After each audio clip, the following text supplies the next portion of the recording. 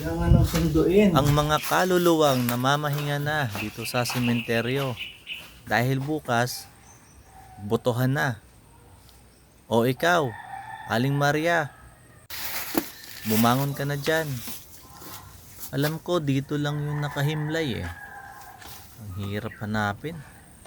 Ilang taon na kasi bago makabalik dito eh. O ikaw, Tay Juan, tumayo ka na dyan. Ay, naku. Eleksyon na pala bukas. Mayo 12. Imbis nagpapahinga pa ako, kailangan pa na bumoto bukas. Baka merong gapangan dito sa lugar natin.